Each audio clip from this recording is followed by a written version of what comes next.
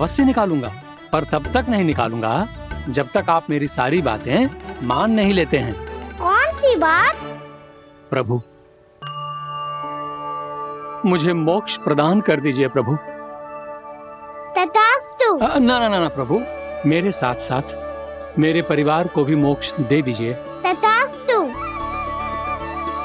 अब तो निकाल दो, मैया देख लेंगी। ना प्रभु, मेरे परिवार के साथ मुझसे जुड़ी हुई हर वस्तु, जीव जंतु, प्राणी, गाय बैल भैंस, सभी को मोक्ष प्रदान कर दीजिए प्रभु। तथास्तु। प्रभु, आप सच में अद्भुत हैं। मैंने जो मांगा आपने बिना सोचे समझे सब प्रदान किया। मैं ही अपनी मांगे बढ़ाता रहा। प्रभु, प्रभु मुझे क्षमा कर दीजिए। प्रभु मुझे क्षमा कर दीजिए।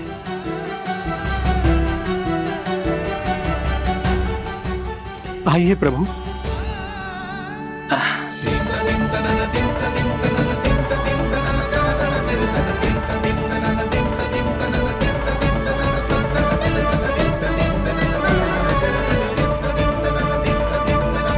प्रभु, आप तो प्रभु हो, हरि हो, भगवान हो। आप चाहते तो इस मटके से स्वयं निकलकर बाहर आ सकते थे, फिर मेरी आपने हर इच्छा क्यों पूरी की? क्योंकि मेरे भक्त की इच्छा पूरी करने में मुझे भी प्रसन्नता मिलती है।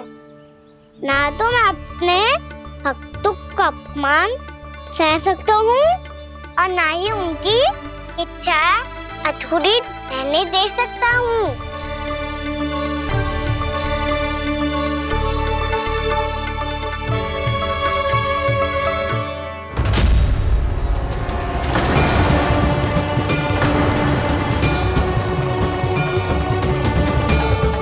क्या कही थी तूने? हाँ, कि तू फिर से छल ना करेगा। फिर मुझे बिना बताए घर से बाहर कैसे निकलो? क्षमा करना मैया, पर जो आपने सिखाया था मैंने तो उसी का ही पालन करो है। फिर से चतुराई कर रहे हो है ना? हाँ, आप ही ने तो कही थी ना, यदि कछु करने से किसी को हानि ना पहुंचती हो या फिर किसी अच्छे कार्य में सहायता मिली हो तो आज्ञा लेने की आवश्यकता ना होती। यदि तेरे कछु करने से किसी और की कोई हानि ना हो रही हो या किसी के अच्छे कार्य में सहायता हो रही हो तो मुझसे आज्ञा लेने की आवश्यकता ना है। तो किस अच्छे कार्य के लिए आया है यहाँ? एकादशी के सुबह एकादशी का व्रत खोल के भोजन करा जाता है। ये बात ना तो भोला काका को पता थी, ना शंकरी मासी को और ना ही किसी और को। और तुझे पता थी? हाँ, मेरी मैया ने बहुत अच्छे से सिखाया है मुझे। जैसे कल तूने एकादशी कथा सुनाई थी ना, आज वैसे ही तेरे लल्ला ने सबको द्वादशी कथा सुनाई है। सच्ची यशोदा रानी जी, इसने तो हमारी आंखें ही खोल दी। और भाभी, सच तो ये है कि मुझे भी ना पता था कि ये इतना बड़ा ज्ञानी है और इतना अधिक समझदार।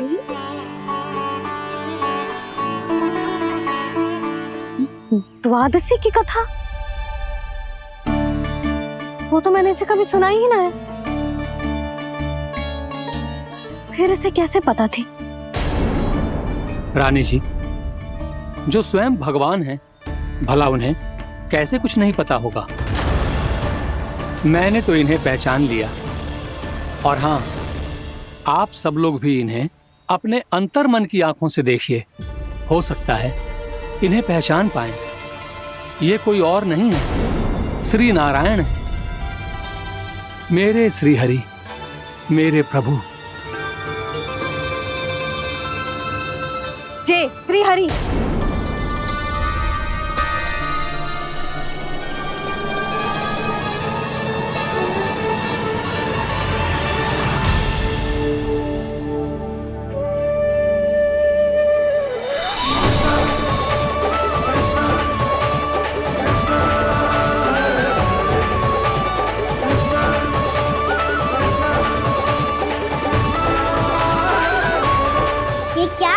क्या भूला? जिस रास्ते को मैंने इतनी कठिनाई से बचा के रखा था, सबके सामने उसे उजागर कर दिया तुमने।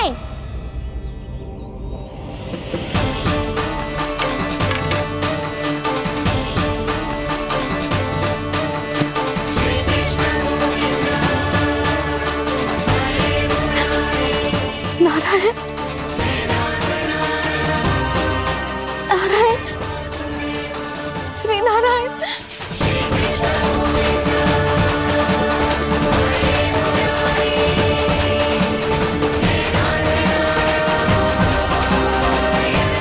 श्री नारायण।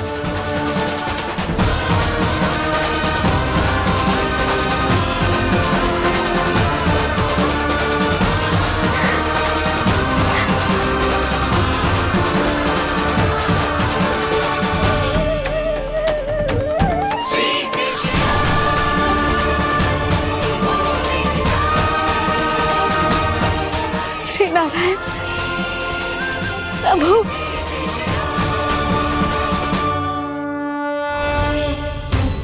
जिस रास्ते को इतने यत्न से संभाल के रखा था, आज वो सबके सामने खुल गया। और तो और मेरा भेद मैया को भी पता चल गया बाबा। सब कहते रहे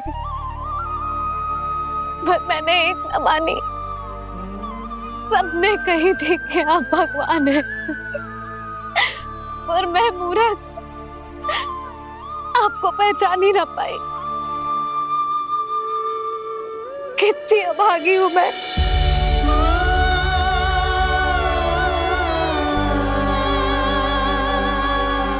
जिस मुंह से मुझे आपकी महिमा गानी चाहिए थी, उसी मुंह से मैंने आपको डांटा है।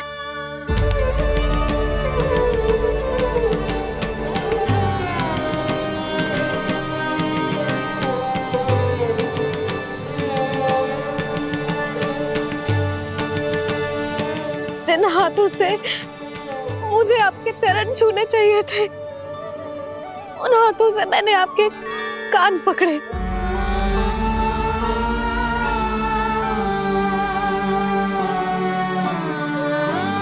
मुझे तो आपकी सेवा करनी चाहिए थी प्रभु, और मैंने आपको दंड दियो,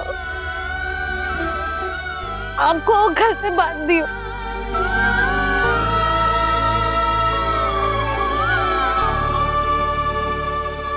बावली हो गई थी प्रभु। अपने श्री नारायण को, अपने प्रभु को एक साधारण सा बालक समझ लियो मैंने। मैं आपके लिए भगवान नहीं हूँ मैया, साधारण बालक ही हूँ, बस आपका लल्ला। बुद्धि भ्रष्ट हो गई थी, भूल पर भूल करती चली गई। आज भी आपके पीछे पीछे छड़ी लेकर दौड़े चले आए।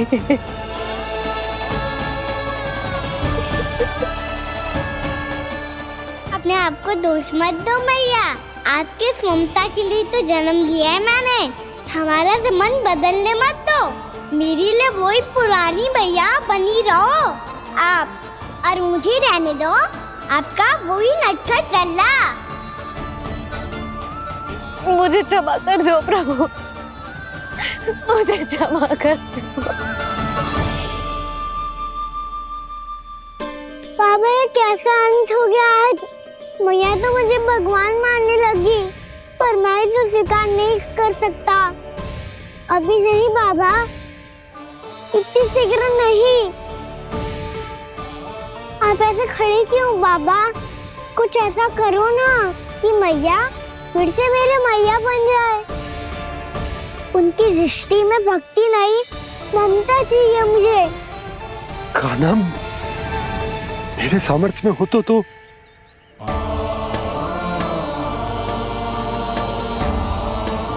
दाऊ, आप तो बड़े भाई हो, अपने छोटे भाई की सहायता करो ना, जिससे मैया सब कुछ भूल जाए। मैं क्या कर सकता हूँ कान्हा? कोई तो सहायता करो मेरी।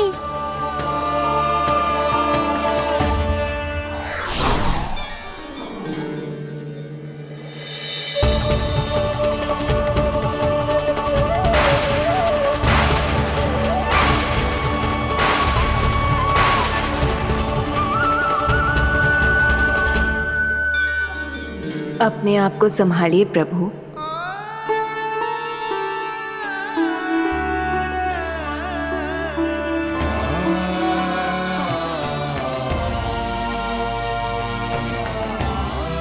देखो ये क्या हो गया, भैया को सब पता चल गया।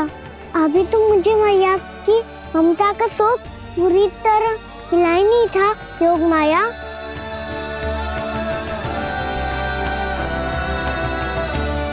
मेरी सहायता करो ना। कितनी अद्भुत है ममता की शक्ति। भगवान को भी एक साधारण बालक बना देती है।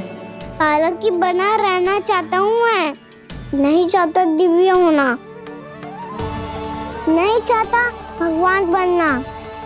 बस मैया की गोद में रहकर ममता की रस से सेम को भी घनो जाता हूँ। इनकी डांट फटकार का सुख पाना चाहता हूँ। कुछ भी करे योग माया, पर इन सबको भुला दो मेरा सत्य।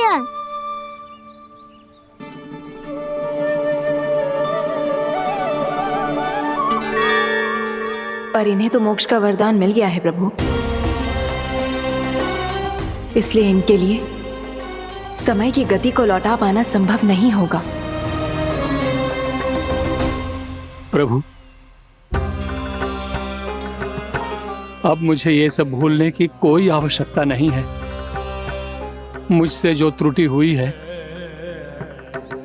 अब वो दोबारा कभी नहीं होगी, और आज के बाद आपका ये सत्य मैं किसी को नहीं बताऊंगा प्रभु, क्योंकि मुझे पता चल गया है कि आपका यशोमती मैया के लल्ला बने रहना कितना आवश्यक है।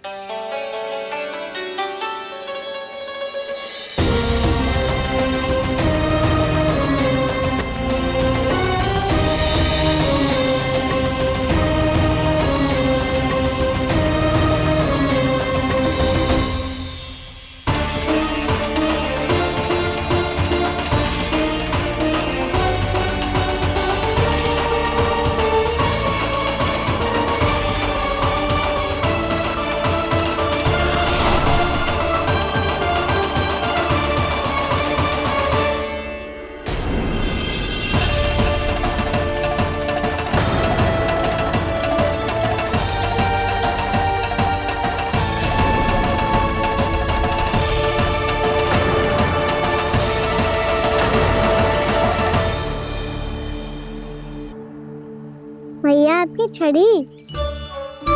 पहले चुपके से भाग जातो है, फिर स्वयं ही छड़ी भी पकड़ा रो है? नटखट कहीं का। हंसी आ रही है? अरे किस बात पे इतनी हंसी आ रही है रे? हाँ?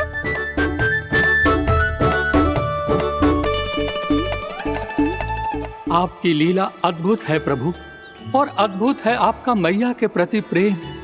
हंसी ना है मैया, ये तो प्रसन्नता है, अपने मैया से मिल जाने की प्रसन्नता। अच्छा, ढूंढ मैं तुझे रही हूँ और तू कह रहे हो कि मैं मिल गई तुझे। तू घर चल लल्ला, अच्छे से पिटाई करूंगी तेरी।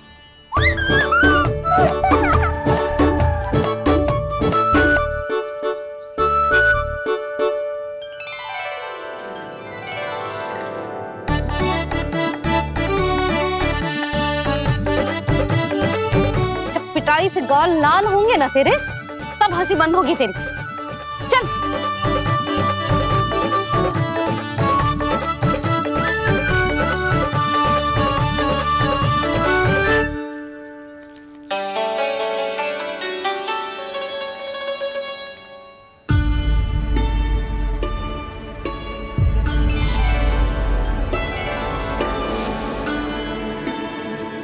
लगता है भैया की और चतन स्मृति वापस आ रही है।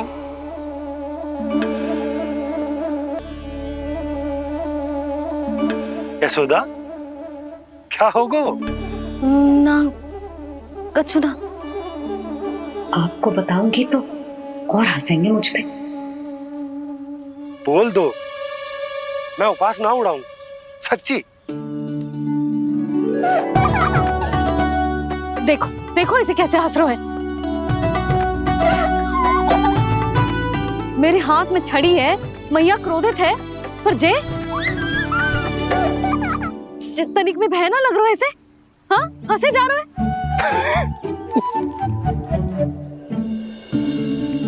दोनों बाबा लल्ला एक जैसे हो। चल तू, चल चल। दाऊ, आप तो बड़े भाई हो, अपने छोटे भाई की सहायता करो ना, जिससे मैया सब कुछ भूल जाए। सुबल, तू कच्चू खा क्यों ना रहो है?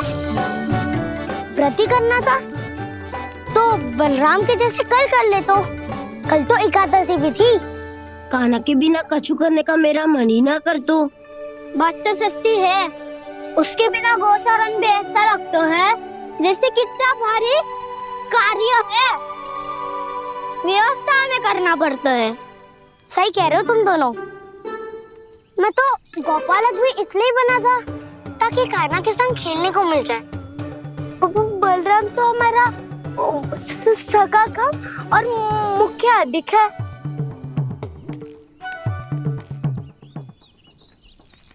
रुक जाओ, तुम सब कुछ देर विश्राम कर सकते हो।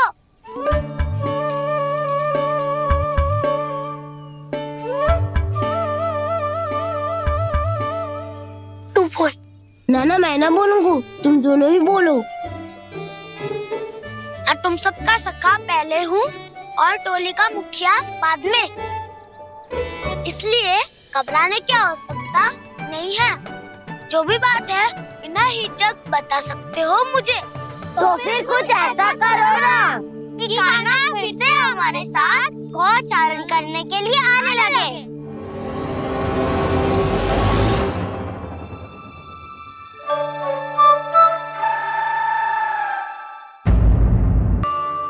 अब सब जन एकादशी के व्रत की कथा ध्यान से सुनना, तभी जे व्रत पूरा माना जाएगा। समझो लल्ला।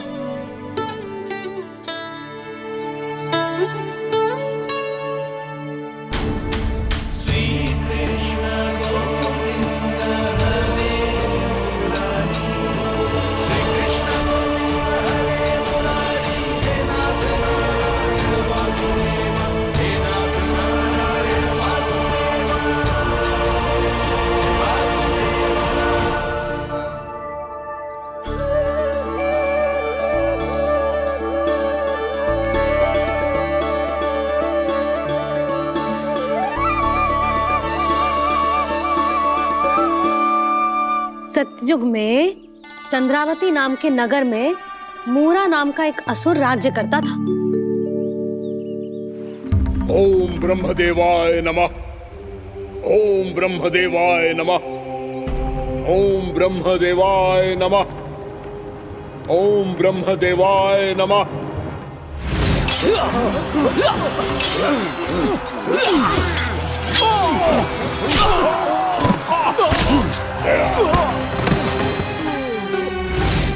ओम ब्रह्मदेवाय नमः। ओम ब्रह्मदेवाय नमः। जब उसने देवताओं के हाथों असुरों की पराजय देखी, तब वो वरदान पाने के उद्देश्य से ब्रह्मा जी की तपस्या करने चला गया।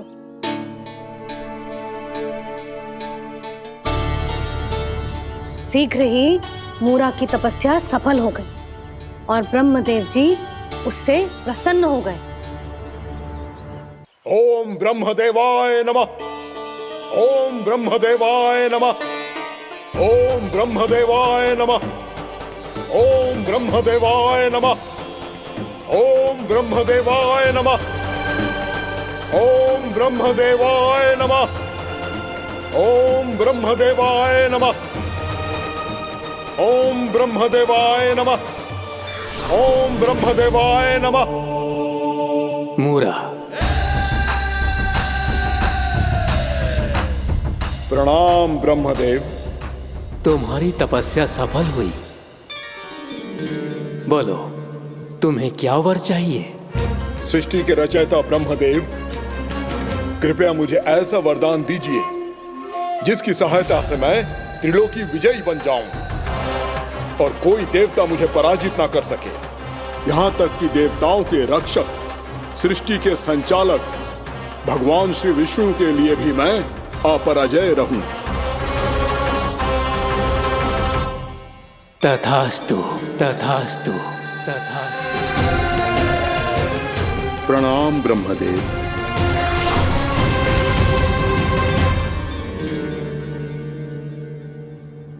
ऐसा वरदान पाकर मूरा बहुत अभिमानी होगा।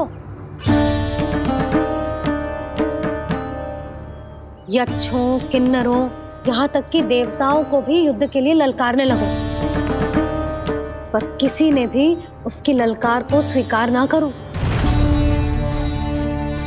क्योंकि सभी उसकी शक्ति से बहुत भयभीत थे और उसके सामने युद्ध किए बिना ही अपनी पराजय स्वीकार करने लगे। और फिर दंभ में आके उसने स्वर्ग लोक पर भी आक्रमण कर दिया और देवराज इंद्र तक को चुनौती दे डाली।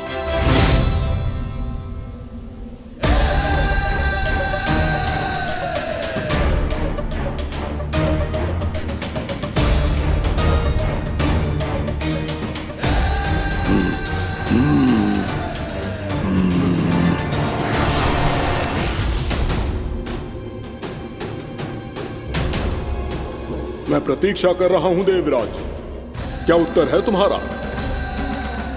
मुझसे युद्ध करोगे या फिर बिना लड़े ही पराजय स्वीकार कर मेरे अधीन हो जाओगे और सौंप दोगे मुझे अपना ये स्वर्ग लोक? सारी शक्ति तुम्हारे मुख में है या कुछ बाहुबल भी है तुम्हारे पास? मैं तुम्हारी चुनौती स्वीकार करता हूं मूरा, मैं तुम्हारी चुनौती स्वीकार करता हूं मूरा।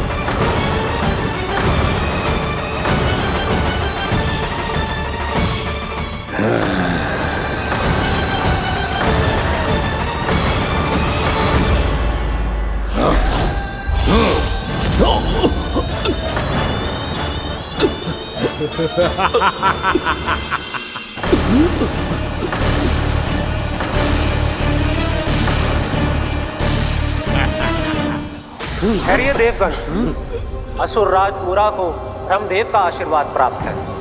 आप में से कोई भी इन्हें पराजित नहीं कर पाएगा।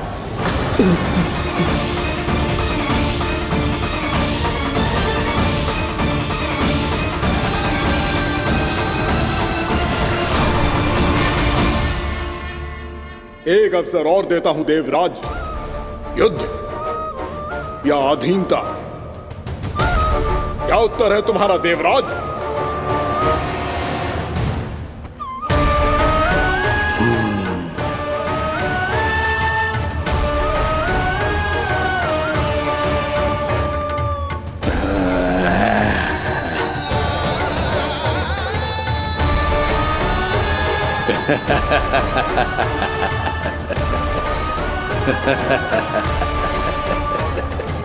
इंद्र और सभी देवताओं ने मूरा के आतंक में आके उससे भयभीत होके अपना सिंहासन छोड़ दियो।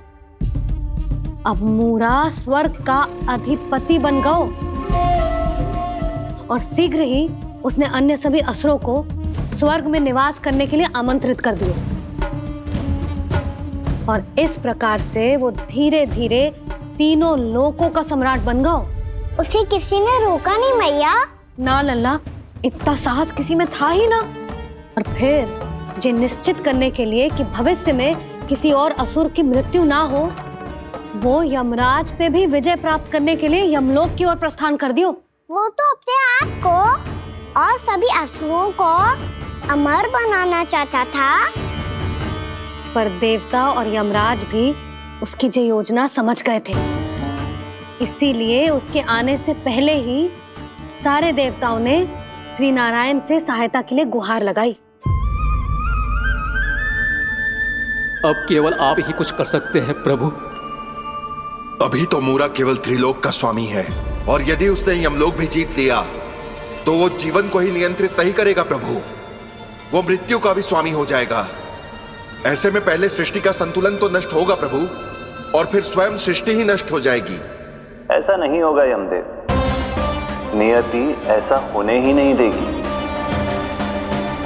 विधि रचेगी खेल और मैं बनूंगा माध्यम। असुर राज मुरा का सामना मैं करूंगा। बस आप मुझे चुनौती देने के लिए उसे तैयार कर लीजिए, चाहे उसके लिए आपको साम दाम दंड भेद कोई भी उपाय क्यों ना अपनाना पड़े।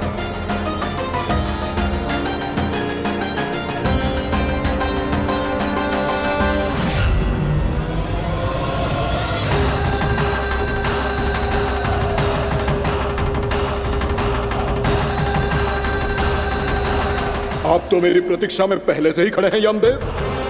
तब तो आपने मेरी चुनौती के बारे में भी सुना ही होगा। कहिए, क्या उत्तर है आपका? मेरा स्वागत करके अपना राज्य त्यागेंगे या मेरा सामना करके अपने प्राण? असुर राज मुरा का सामना मैं करूंगा। बस आप मुझे चुनौती देने के लिए उसे तैयार कर लीजिए, चाहे उसके लिए आपको साम दाम दंड भेद कोई भी उपाय क्यों ना अपनाना पड़े।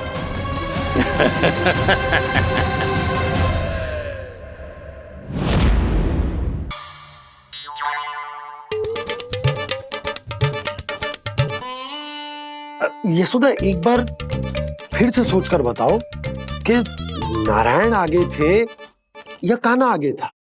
ठीक से याद कर। बता तो रही हूँ जी, थोड़ी धुंधली धुंधली सी स्मृति है। बाबा, इससे पहले कि उनके संदेह की अग्नि स्मृति की वायु पाकर और भड़क जाए, कुछ भी करो और बुझाओ इसे। स्वप्न देखो है तुमने? हाँ, संभव है स्वप्न ही था। पर यदि स्वप्न था तो सुबह सुबह उठते ही उसकी स्मृति क्यों ना आई? अब क्यों आ रही है उसकी स्मृति? और वो भी तब से जब से मैं भोनाराम के यहाँ से कान्हा को लेके आई हूँ। और जब मैं गई थी तो छड़ी मेरे हाथ में थी, पर फिर कान्हा ने मुझे छड़ी दी और मैं बैठी हुई थी।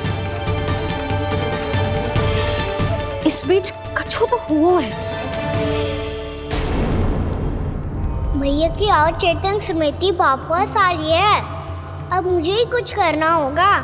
मुझे लगता है जी, जब मैं वहाँ गई ना, भैया व्रत पूरा करने का सुबह मुहूर्त निकल जाएगा, और अब तो भूख भी बहुत तीव्र लग रही है।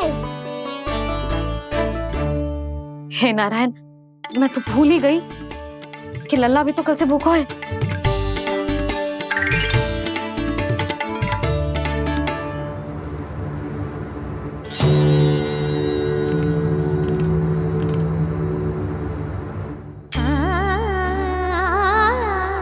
ले, खा।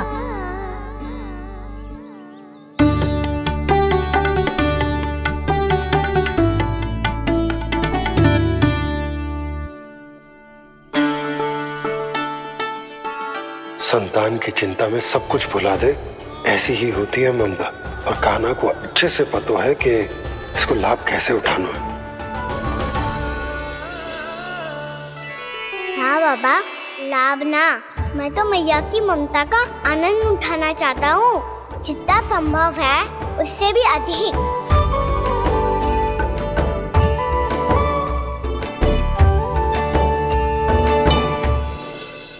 बलराम, कान्हा को फिर से गौचारण आने के लिए केवल तू ही मना सकते है।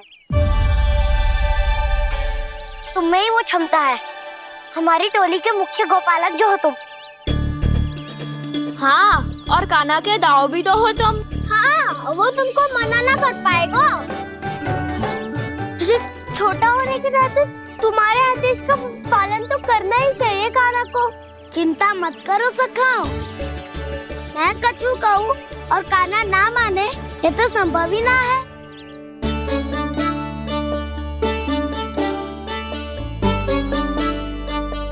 आज जो हुआ ना जाने और कितने समय तक मेरा सत्य आपसे छिपा रह पाएगा, इसीलिए आपसे अधिक से अधिक समय मैं आपके साथ ही बिताऊंगा। मैंने कह दिया तो समझ लो, पत्थर पे रेखा खींच गई। कल से कान्हा हम सबके साथ अवश्य आएगा। अपना सारा समय हमारे साथ बिताएगा वो।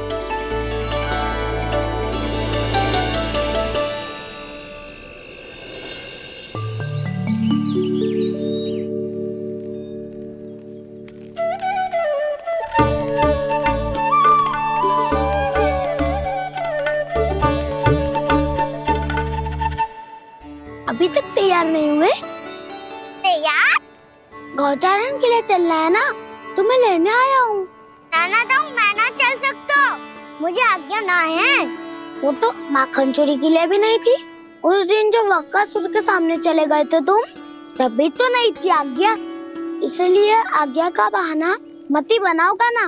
बहाना नहीं दाऊ, मैं तो सच्ची कह रहा हूँ। मैया को फिर से दुखी ना कर सकते हो और हम सबको दुखी कर सकते हो तुम। आज मैं तुम्हारी एक ना सुनूंगा कान्हा। घर पे रहते हुए कितने सप्ताह हो गए तुम्हें? तुम गोपालक हो कान्हा, गोपालन करना तुम्हारा दायित्व है। आज तुम्हें हमारे साथ चलना ही पड़ेगा। ना दाऊ, मैं ना चल पाऊंगा। बोल रहा, तुम तो कह रहे थे कि कान्हा तुम्हारी हर बात मानता है, पर इसने तो बड़े भाई का अनादर कर दिया। रुक जाओ कान्हा, सत्य बताओ, तुम छोटी माँ के कारण वन नहीं चल रहे हो? या अब तुम्हें हमारे साथ रहना ही अच्छा नहीं लगता? कहीं ऐसा तो नहीं गौचारण में तुम्हारी रुचि समाप्त हो गई हो? ना दाऊ, ऐसा कुछ ना है। मुझे गौचारण की बात प्रिय है और आप सबका साथ भी। तो फिर वन चलने में क्या समस्या है तुम्हें? अपने दाऊ की बात मान लो और चलो चुपचाप। मैंने सबको वचन दिया है कि तुम हम सबके साथ चलोगे।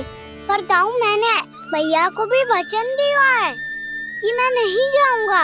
इसका अर्थ है कि मेरे वचन का कोई मूल नहीं है। मैं तुमसे बड़ा हूँ कान्हा, तुम्हें मेरी आज्ञा माननी चाहिए। मुझे भी तो वचन दिया था तुमने। दाऊ, आप समझ क्यों आ रहे? मैंने कहा ना, मैं नहीं जा सकता। रुक जाओ कान्हा।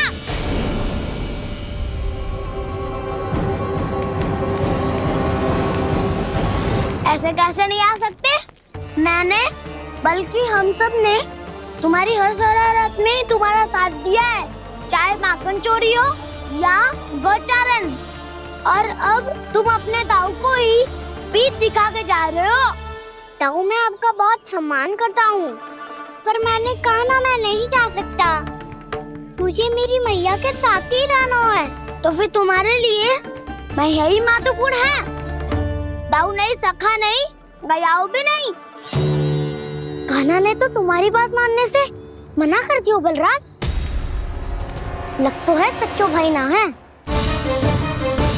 जानते हो इससे क्या सिद्ध होता है कान्हा? कि तुम छोटी माँ के पुत्र नहीं हो, कि तुम छोटी माँ के पुत्र नहीं हो। दाऊ, ये क्या कह रहे हो आप? और नहीं तो क्या, तुम उनके वास्तविक पुत्र होते तो अपने दाऊ की आज्ञा कभी नहीं टालते। ऐसा मत ही कहो दाऊ, मैं अपनी मैया का ही लल्ला हूँ। मुझे तो लगता है छोटी माँ हाथ से ग्रह करके लाई है तुम्हें। अब ऐसा क्यों बोल रहे हो दाऊ? क्योंकि मैं वो सत्य देख रहा हूँ जो तुम नहीं देख पा रहे हो। छोटी माँ और छोटे पापा दोनों गोरे हैं और तुम अपना रंग देख लो, स्वयं विचार कर लो। जी तो मैंने भी सोचा था, बस बोला नहीं। हाँ तो क्या हुआ, मेरी त्वचा का रंग अलग है, मैं उन्हीं का ही लल्ला हूँ। बस धूप में तुम सबके साथ इतना खेला हूँ कि मेरी त्वचा का रंग बदल को है। बड़बोली बात मत ही कर कान्हा, स्वयं को बचाने के लिए हम पर दोष लगा रहे है। सत्य तो ये है कि तेरी त्वचा सदैव से ऐसी थी कान्हा। लग तो है ये कि बलराम सही कह रहा है। इसका अर्थ है कि सच्चे में नन काका यशोदा काकी इसके हाथ से ग्रेप करके आए हैं। बालक हाथ में थोड़ी ना मिलता है। हमारे घर में जो बछड़ा है उसको तो मेरे बाबा हाथ से ही लाए थे, पर मुझे हाथ से कोई ना लायो है। मैं अपनी मैया का ही लल्ला हूँ, यशोमती मैया का नंदाला ही हूँ मैं। तुम्हें वन चलना है तो चलो या फिर मत चलो, और छोटी माँ और छोटे बाबा का लल्ला होने का स्वांग करने की कोई आवश्यकता नहीं है।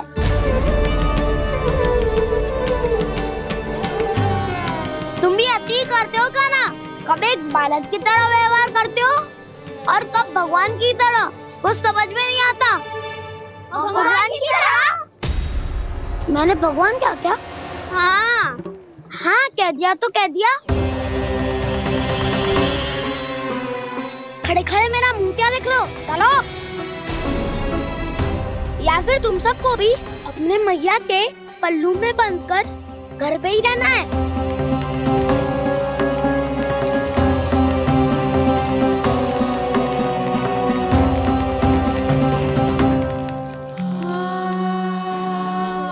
जानते हो इससे क्या सिद्ध होता है काना? कि तुम छोटी माँ के पुत्र नहीं हो, कि तुम छोटी माँ के पुत्र नहीं हो।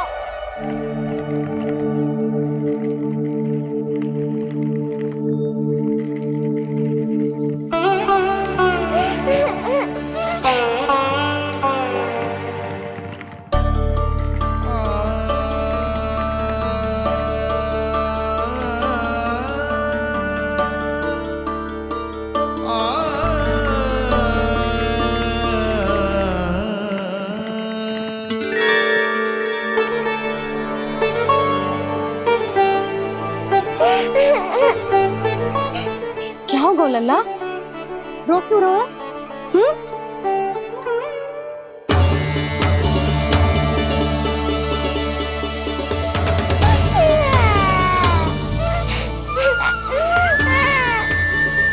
अरे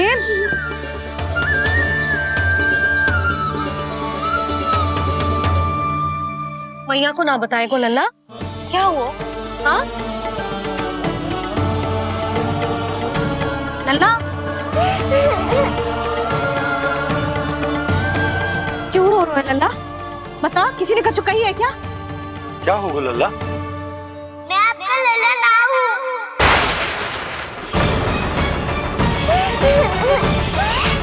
ऐसा क्यों कह रहे हो तू? क्या होगा? आपका भी लल्ला ना हूँ मैं।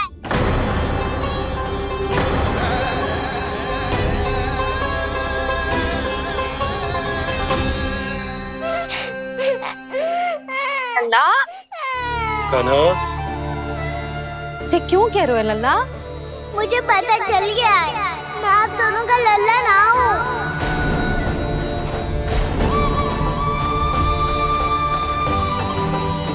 कुछ भी उल्टा सीधा बोल रहे हो, तू मेरा ही लल्ला है। ना आप मुझे हाथ से गिरा करके लाई हो।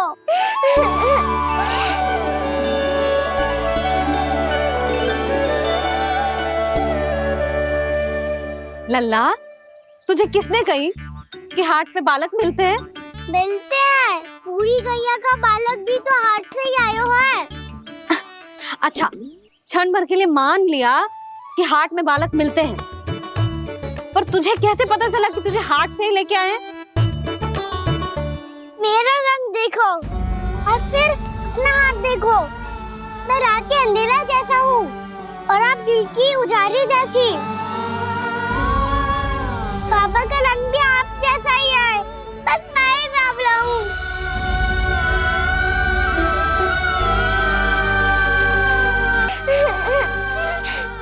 उससे क्या अंतर पड़ता है लल्ला? पर तो मैं तभी तो दाऊ अन्य सभी सखाओ ने ऐसा कहा। इस बात पर ध्यान मत ही दे। माँ की ममता और बाबा का स्नेह, इसका कोई रंग ना हो तो है लल्ला? तो फिर आप ही बताओ, मैया क्यों गोरी और मैं क्यों काला? हाट से आया क्रय होके, सुन हो गए कृष्ण धीर, मैया गोरी बाबा गोरे।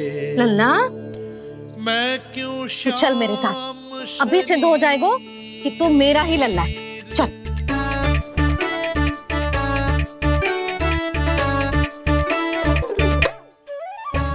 ये दोनों लल्ला और मैया का मन कछु समझ ही ना आता, कछु ना कछु उटपटांग करते ही रहते हैं दोनों।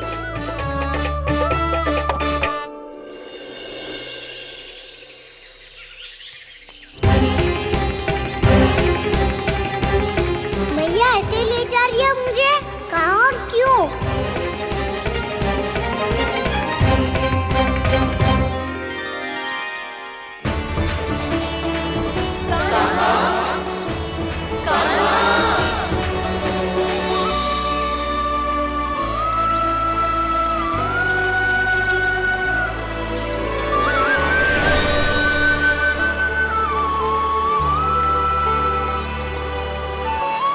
खाना आए हैं, कितने दिनों के बाद खाना आए हैं।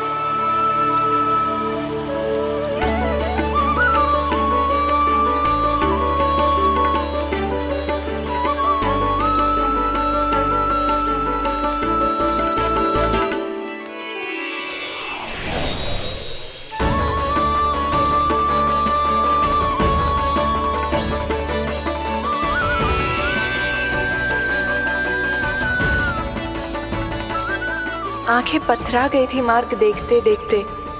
आज बहुत दिनों के बाद आपके दर्शन करके मेरे वन का और मेरे मन का कोना कोना जैसे खेल उठा हो। ताकि मैं यमलोक का स्वामी बन सकूं। फिर आओ, युद्ध भूमि में मेरा सामना करो।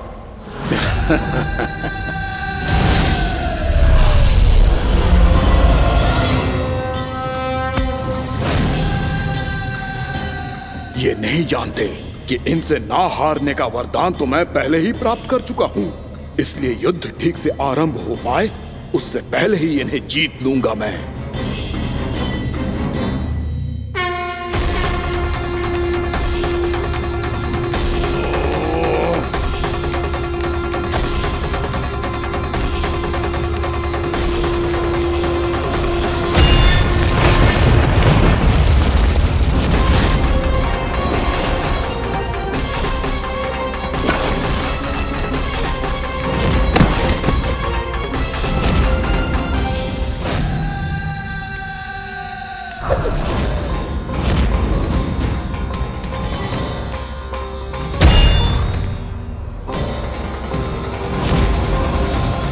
और इस प्रकार जे युद्ध वर्षों वर्षों तक चलता रहो। दोनों योद्धा पूरे ब्रह्मांड में अनेक अस्त्रों शस्त्रों के साथ युद्ध करते रहे।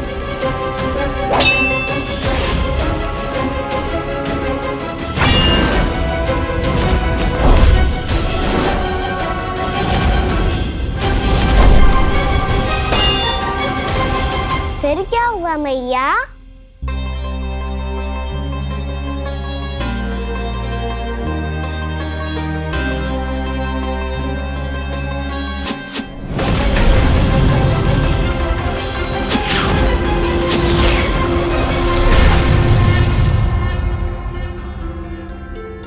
उस युद्ध को कभी समाप्त हुआ हो, पर कैसे?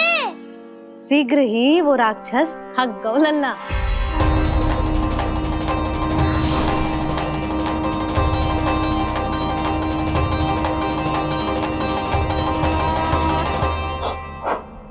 खड़े खड़े देख क्या रहे हैं नारायण? आक्रमण कीजिए, वध कर दीजिए मेरा।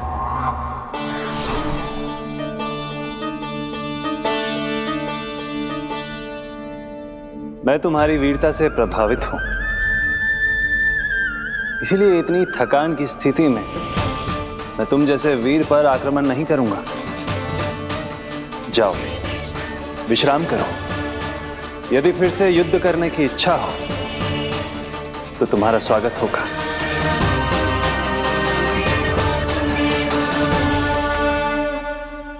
जे कह के श्री नारायण बद्रिका आश्रम चले गए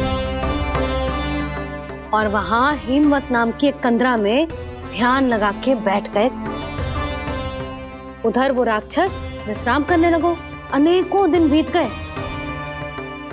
और अब वो राक्षस मूरा फिर से स्वस्थ होके बलवान हो गया था। उसने अपनी सारी शक्ति फिर से प्राप्त कर ली थी। श्री नारायण ने उस पर दया करी थी, पर वो फिर से श्री नारायण को छलने को तैयार होगा।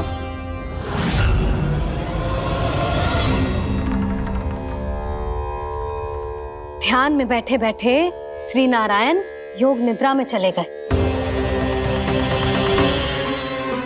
पर दुष्ट मूरा इसी अवसर का लाभ उठा के उनकी कंदरा में घुस आयो ताकि वो सोते हुए श्री नारायण पे आक्रमण कर सके।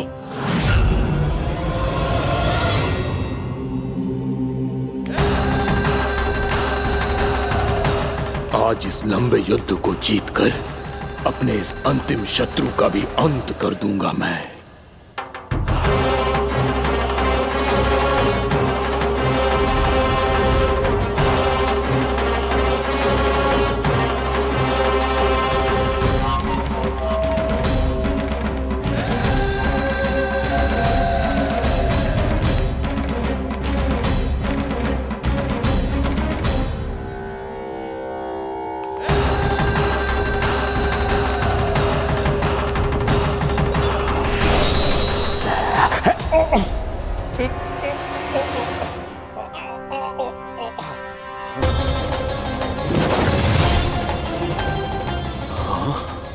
दुष्ट राक्षस,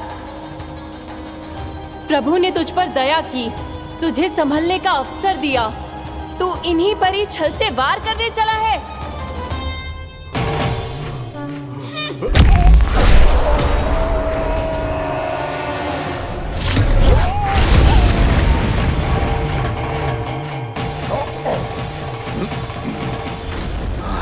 मैं अजय हूँ, मुझे कोई पराजित नहीं कर सकता। ब्रह्मा का वरदान है मुझे।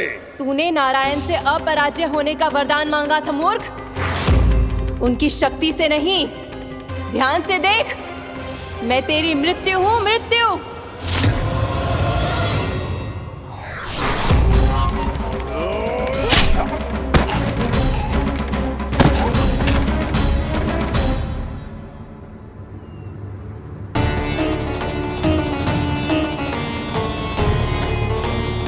वो देवी कौन थी छोटी माँ?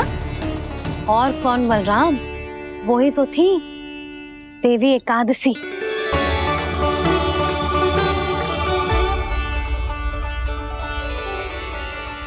मुझे क्षमा कीजिए प्रभु, आपकी आज्ञा के बिना ही युद्ध करके आपके शत्रु को मृत्यु के घाट उतार दिया। क्षमा नहीं, आपकी तो प्रशंसा होनी चाहिए देवी। असुर राज को मारकर आपने सभी देवताओं को मुक्त करवाया है। इस पापी के अहंकार से तीनों लोकों की रक्षा की है आपने। आप एकादशी की तिथि पर मेरी एकादश इंद्रियों से उत्पन्न हुई हैं। इसीलिए मेरे सभी भक्त आपको उत्पन्न एकादशी के नाम से जानेंगे। सभी तिथियों में आपका स्थान सर्वश्रेष्ठ होगा। जिस तरह आपने राक्षस के आक्रमण से मेरी रक्षा की है, उसी प्रकार एकादशी के दिन व्रत करके जो भी भक्त आपकी कथा सुनेगा, मैं स्वयं उसकी रक्षा करूंगा। जो आपकी पूजा करेगा उसे मेरी विशेष कृपा प्राप्त होगी और उसके साथ साथ उसे मिलेगा धन, सिद्धि और मोक्ष।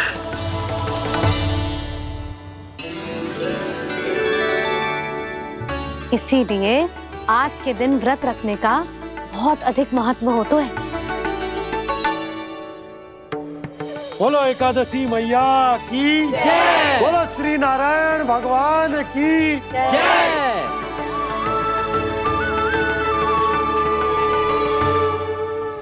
प्रभु की कृपा से एकादशी का महत्व भी पता चल गो और मेरा व्रत भी सफल हो गो। अभी नहीं भुला रहा। एकादशी का व्रत पूरी तरह तभी सफल होता है जब द्वादशी के दिन उसे पूरा किया जाता है।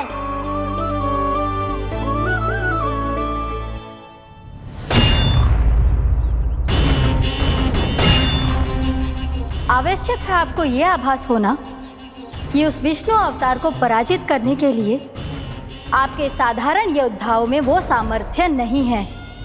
वो विष्णु अवतार कुछ अधिक ही असाधारण है।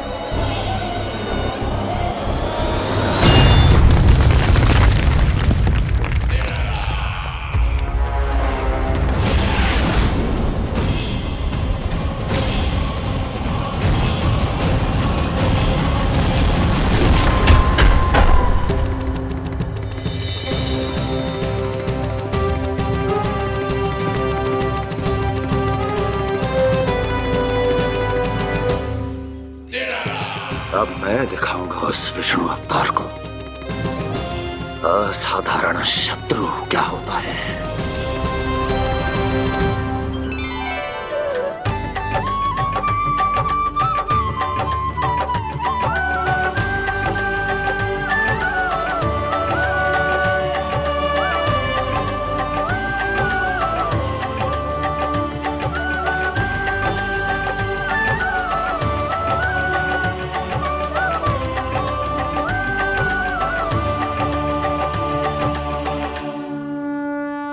मामा अधीर हो रहे हैं, पर मैया ने मुझे अभी तक बाहर जाने की आज्ञा नहीं दी है। अभी उन्हें किसी और राक्षस को यहाँ भेजने से रोकने के लिए मुझे कुछ करना होगा।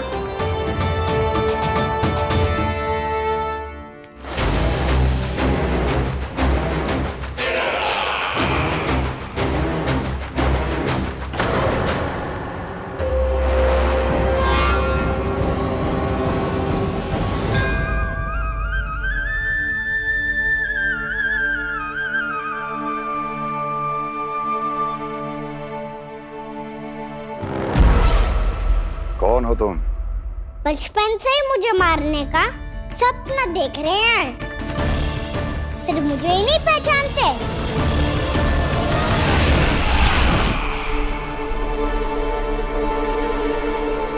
बचपन से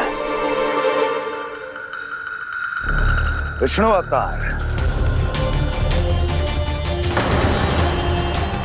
कोई कान्हा बुलाता है तो कोई मुरलीधर पुकारता है, कोई माखन चोर कहता है, कोई कहता है चिच्चोर। पर विष्णु अवतार इस नाम से तो बस आप ही मुझे बुलाते हो मामा जी। इतना साहस, ये तो यहाँ आ गया है।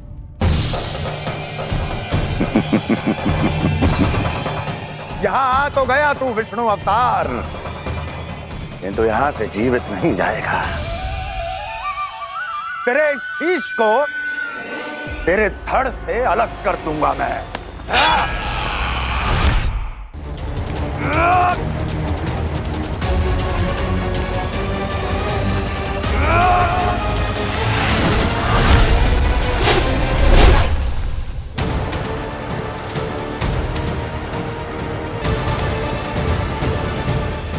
कहाँ देख रहे हो मामा जी? मैं तैयार हूँ।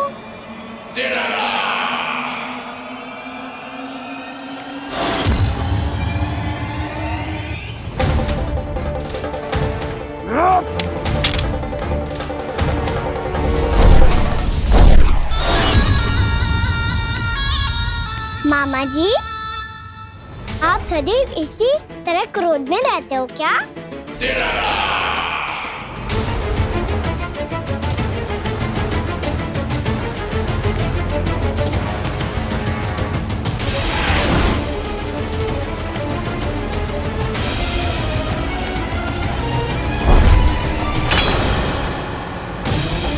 छोड़, छोड़ मेरी तलवार को।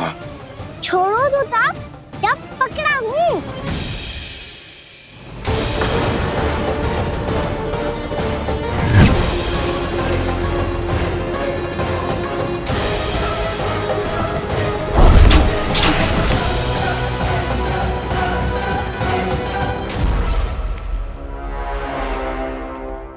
मामा जी,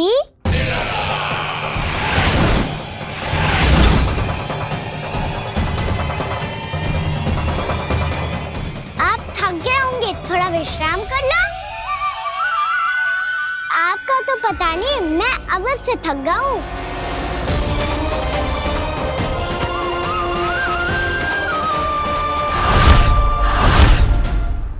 मेरे सिंहासन पर बैठने का तो साहस। अभी तो बस अभ्यास कर रहा था मामा जी। भविष्य में मुझे तो बैठना है यहाँ। आपने बल प्रयोग करके से अपने पिताजी से छीना था, मैं आपसे छीन लूंगा। जो छल और बल से लिया जाए वो अधिक समय तक टिकता नहीं है मामा जी।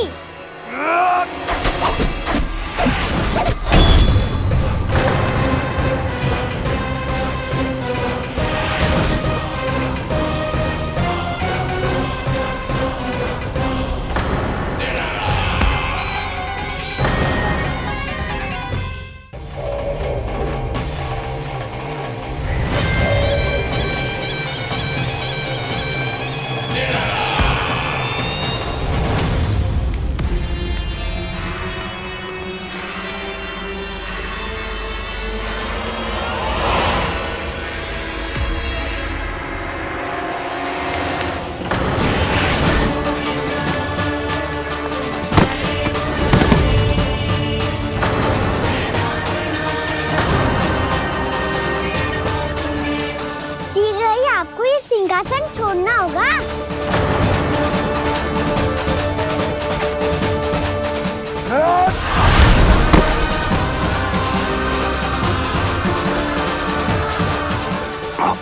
वो मेरा सिंहासन छीनना चाहता। वो आ रहा है, वो आ रहा है। सैनिकों, दुर्जन, बंद कर दो सभी द्वार और घरों के, सब के सब। इसकी हर संभावना पर इतना कड़ा पहरा बिठा दो कि ना तो कोई महल के भीतर आ सके, ना तो बाहर जा सके। मुझे महल की चप्पे चप्पे की सूचना चाहिए। जाओ।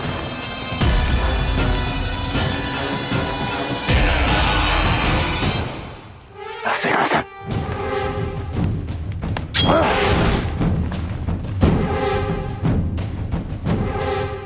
अब आ, दुष्ट मायावी, छलिया विष्णु अवतार, मैं कंस तेरी प्रतीक्षा कर रहा हूँ।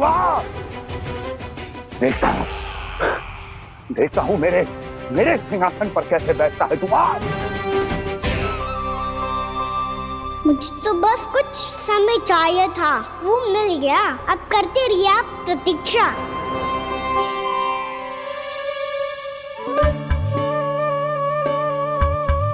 जी अपने आप से बातें क्यों कर रहे हो जी?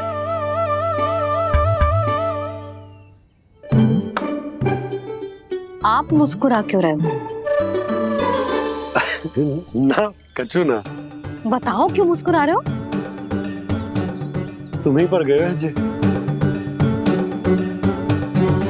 जब तुम व्रत करती हो तो तुम भी ऐसा ही करती हो। इसी प्रकार भूख अधिक लगने पर अपना ध्यान भटकाने के लिए स्वयं से ही बड़बड़ाती रहती। होगा। आपको तो बस मेरा उपहास उड़ाने के लिए बहाना चाहिए।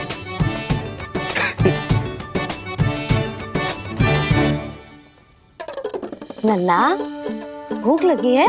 ना मैया, व्रत करे तो भूख कैसे लगेगी?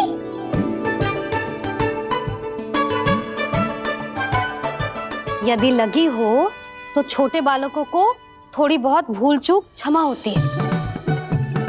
कछु ना तो फल तो तू खा ही सकते है। अब तो पूरे नियम और विधि विधान से व्रत तोड़ूंगा। कल द्वादशी के सुबह मुहूर्त के अनुसार। ठीक।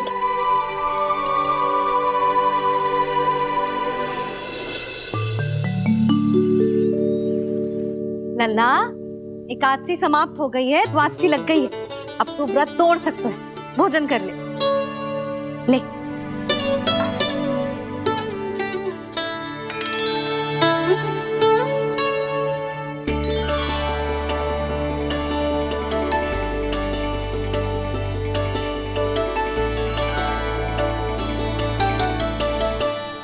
तो कार्य कर लीजिएगा।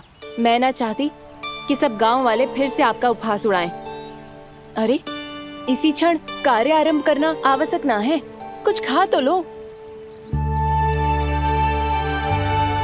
कल भी पूरे दिन व्रत में रहे, अब तो कुछ खा लो। ना ना, अभी बिल्कुल भूख ना है।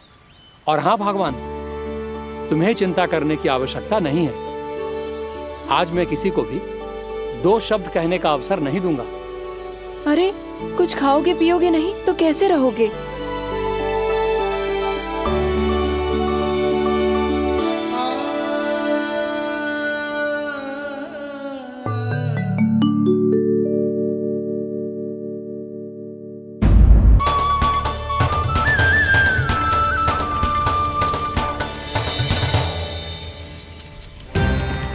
हरि हरि प्रभु हरि, हरि हरि प्रभु हरि, हरि हरि प्रभु हरि, हरि हरि प्रभु हरि। कल से अन्न का एक दाना ना गो है पेट में। अब क्या व्रत तुड़वाने भी आपके प्रभु ही आएंगे? अब क्या व्रत तुड़वाने भी आपके प्रभु ही आएंगे?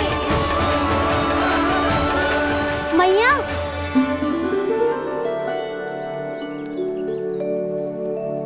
मैया पहले व्रत तोड़ के कछु खा तो लो। अभी ना, लौट के आने के बाद। हाँ,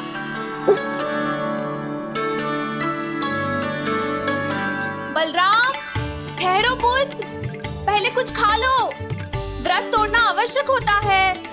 मैया ने एकादशी का महत्व बताया। लगता है मुझे सबको द्वादशी पर व्रत तोड़ने समाप्त करने का महत्व बताना होगा।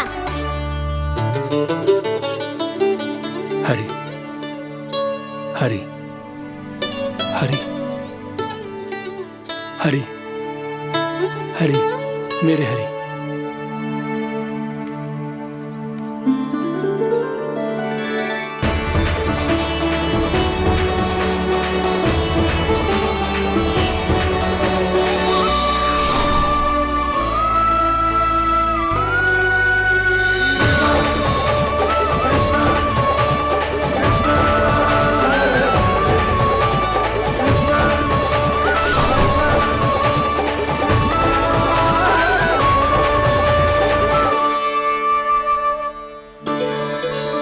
अभी अभी तो मैंने बच्चों की माँ को वचन दिया था कि आज किसी को शिकायत करने का अवसर ना दूंगा, और अब मैं प्रभु श्री हरि की कल्पना जसोमती रानी के लल्ला में ही करने लगा।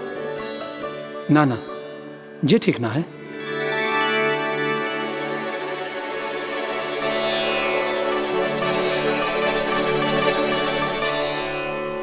ठीक है तो है, बिल्कुल सही पहचाना है आपने। बड़े तो बड़े, अब तो बालक भी हमारा उपहास उड़ाने लगे। मैं आपका उपहास नहीं उड़ाने आया, मैं तो आपके एकादशी के व्रत को पूरा कराने आया हूँ।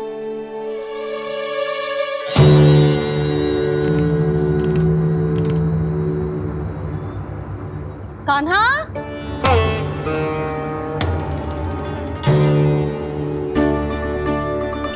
तो ये रे आपकी छड़ी और ये रे मेरी पीठ। सेक बिना ताकत तोड़। आज तो इसकी पीठ सेक के रहूंगी मैं। मैया घर पे भूखी मुझे ढूंढ रही होगी। लो आज द्वादशी के दिन पहले प्रहर में भोजन करके अपना एकादशी का व्रत पूरा करो आप। धन्यवाद राजकुमार, पर अभी हमें भूख नहीं है। बहुत सारा काम पड़ा है, और अभी थोड़ी ही देर में शंकरी बहन भी अपनी मटकी लेने आती होंगी।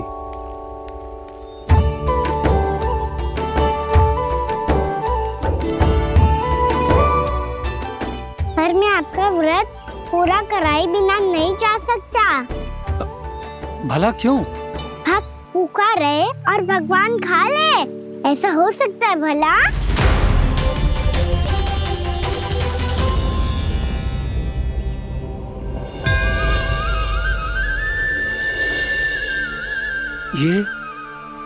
ये कैसा भ्रम हो रहा है मुझे लगता है अपना काम करना चाहिए।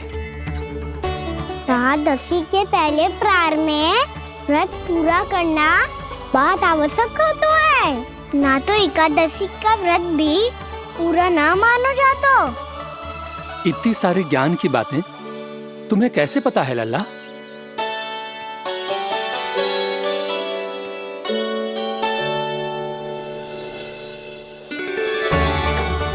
जैसे एकादशी की कथा होती है, वैसे द्वादशी की महिमा भी एक बहुत महत्वपूर्ण कथा है।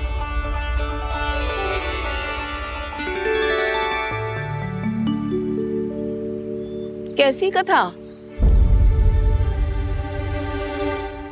बिल्कुल सही समय पे आई हो आप, क्योंकि आपको ये कथा आपको अवश्य सुननी चाहिए।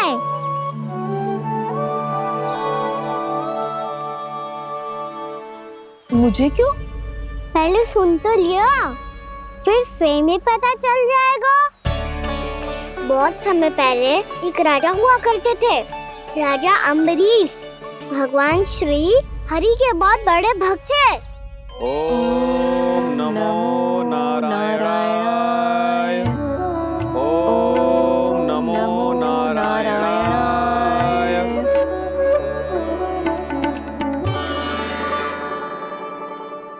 नेक पुण्य के काम करते थे वो। अपनी पत्नी के साथ हरि का नाम जपते रहते थे। उन्होंने 12 माह एकादशी का व्रत करो निर्जल पास किया, और जब उनकी 12वीं एकादशी का व्रत द्वादशी के दिन तोड़ने का समय हुआ, तभी महर्षि दुर्वासा अपनी 100 शिष्यों के साथ उनके महल में पधारे। प्रणाम स्वीकार करें महर्षि। आप जैसे महान ऋषि मेरे राज्यसभा में आए, वो भी ऐसे अवसर पर जब मैं और मेरी पत्नी निरंतर 12 एकादशियों के बाद अंतिम एकादशी का व्रत तोड़ेंगे। इससे बड़े सौभाग्य की क्या बात हो सकती है हमारे लिए? आज आपके साथ साथ मेरा और मेरे शिष्यों का एकादशी व्रत भी पूरा होगा। संभव है प्रभु की इच्छा यही हो कि हम सब अपना व्रत एक साथ तोड़ें। ये तो अत्यधिक प्रसन्नता की बात है महर्षि। तो फिर ठीक है, हम सब यात्रा से थके हैं। व्रत तोड़ने से पहले हम स्नान करना चाहते हैं। जैसी आपकी इच्छा महर्षि। जब तक आप लोग लौटेंगे तब तक आपके सारे प्रबंध यहाँ हो चुके होंगे।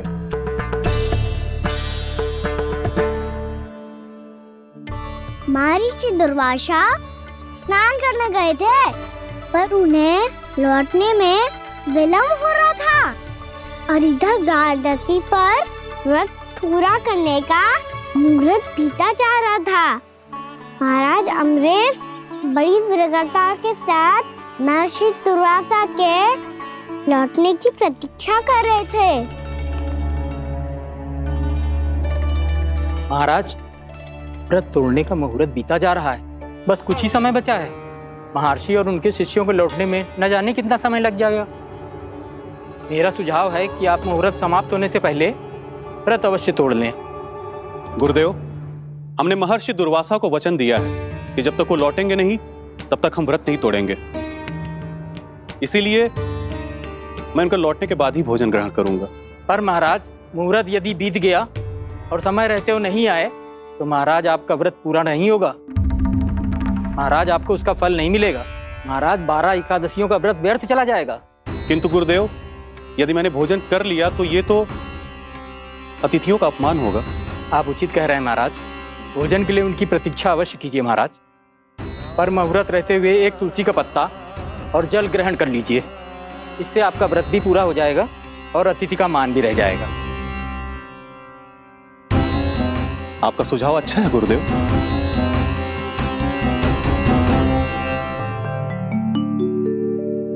जैसे ही महाराज ने तुलसी का पत्ता खाया, वैसे ही महर्षि दुर्वासा लौट आए। महाराज,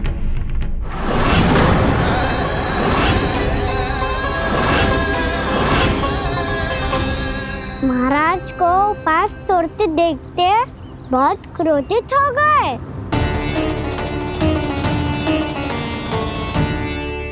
बहुत बड़े भक्त हैं आप, परंतु आप ये नहीं जानते अपने अतिथियों के साथ कैसा व्यवहार करना चाहिए।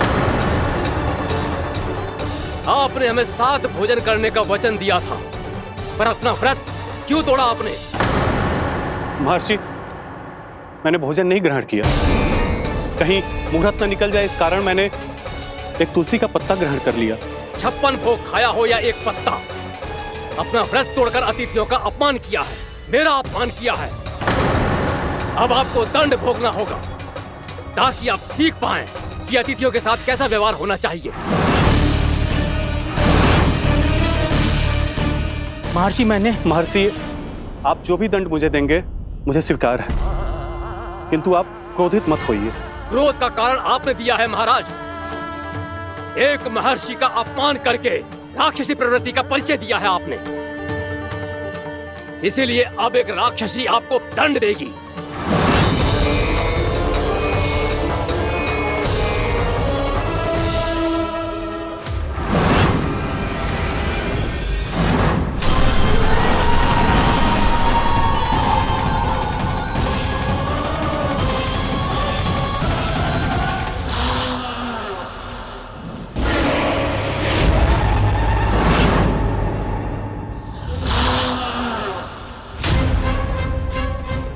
हे प्रभु, यदि मैंने सच में महर्षि का अपमान करने की भूल की हो तो मैं उसका परिणाम भोगने के लिए प्रस्तुत हूं। ओम नमो नारायणाय, ओम नमो नारायणाय नमः। महर्षि दुर्वासा को यह आभास ही नहीं था कि महाराज अम्बरीश ने उनका अपमान नहीं किया था, फिर भी उसे अपमान मान के वो श्री नारायण के भक्त पे संदेह कर रहे थे। मैंने भी तो भोला राम की भक्ति पे संदेह किया था। हे नारायण, ये क्या पाप हो गया मुझसे? संदेह किसी अपमान से कम ना हो तो, और भगवान सब सह सकते हैं, पर उनके प्रिय भक्तों का अपमान सहन ना कर सकते, इसीलिए उन्होंने अस्थिचेप करने का निर्णय लिया।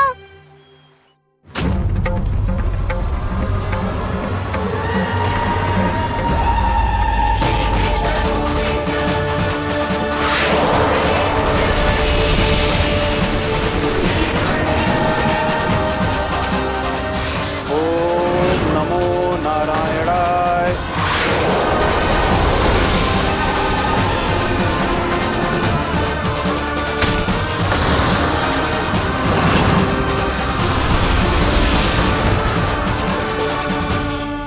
और फिर भगवान का वो सुदर्शन चक्र महर्षि दुर्वासा के पीछे पड़ गया। ये चक्र तो मेरी ओर बढ़ रहा है। ओम नमो नारायणाय। ये कैसे संभव हो सकता है? कोई रोको इसे, कोई रोको इसे।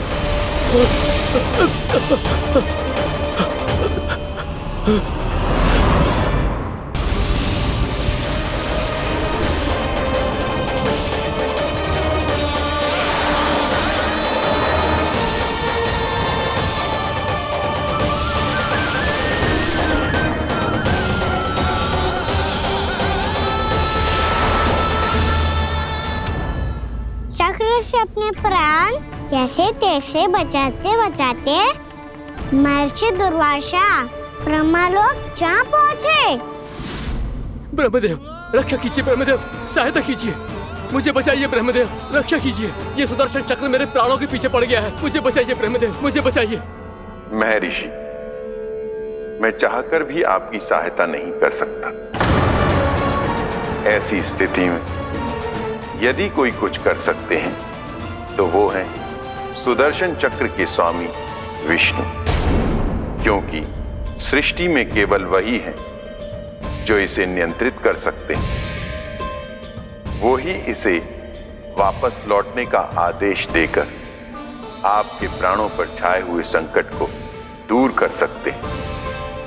किंतु हां, मैं सुदर्शन चक्र से इतना अवश्य कहूंगा कि जब तक आप विष्णु लोक में पहुंच नहीं जाते, वो आपको किसी भी प्रकार की हानि ना पहुंचाए। आपका बहुत बहुत धन्यवाद। आपकी सदा ही जय हो।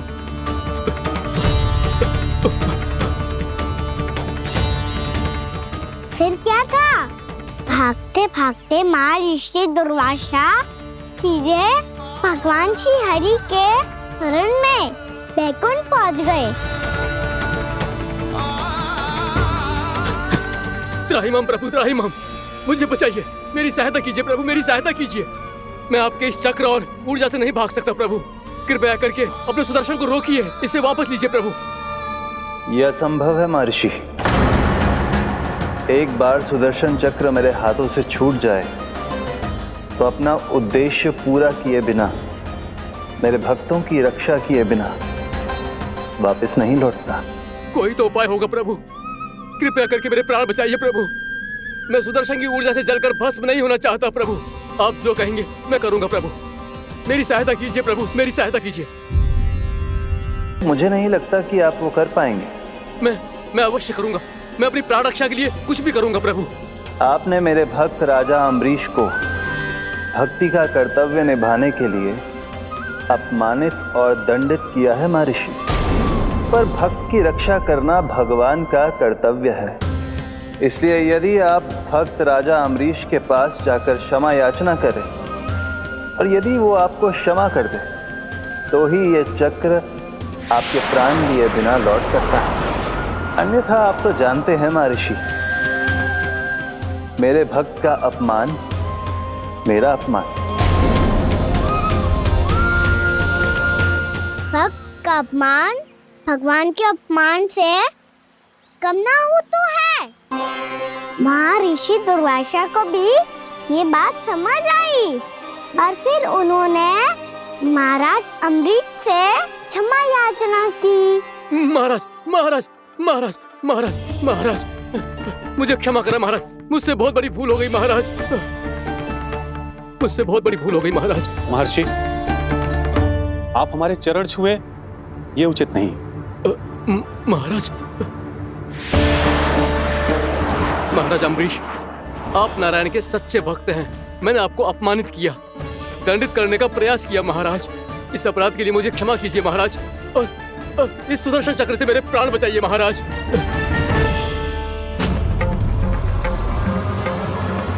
हे महान सुदर्शन, यदि महर्षि के लिए मेरे हृदय में अभी भी वही सम्मान और प्रेम हो जो इनके प्रथम आगमन पे था, तो कृपया आप अपने धाम वापस लौट जाइए।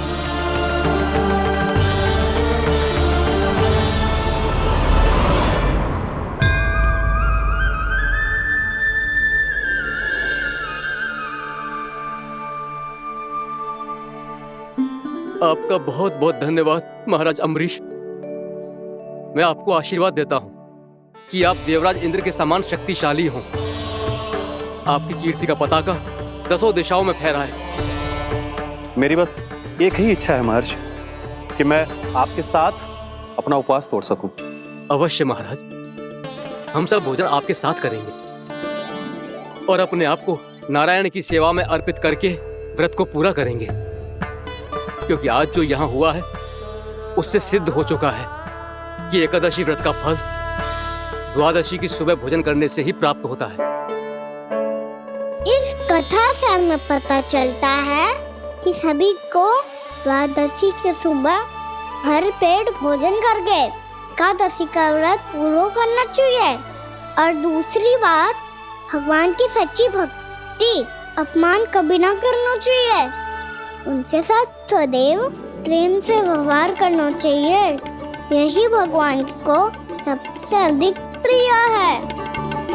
भैया भोलाराम, मैंने भी श्री हरि पे तुम्हारे विश्वास का उपहास उड़ाया था, मुझे क्षमा कर दो। ना ना, आप क्षमा मांगकर मुझे लज्जित मत करो। आप तो मेरी बहन जैसी हैं।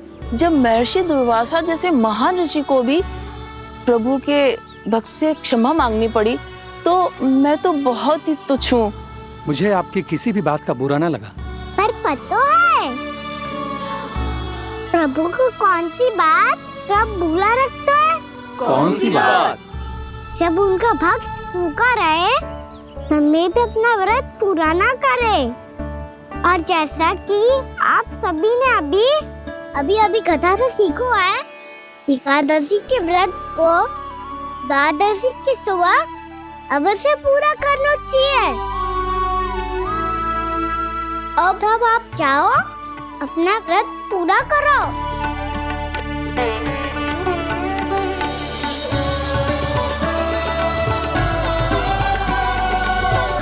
मैं आपके लिए जल लेके आती हूँ।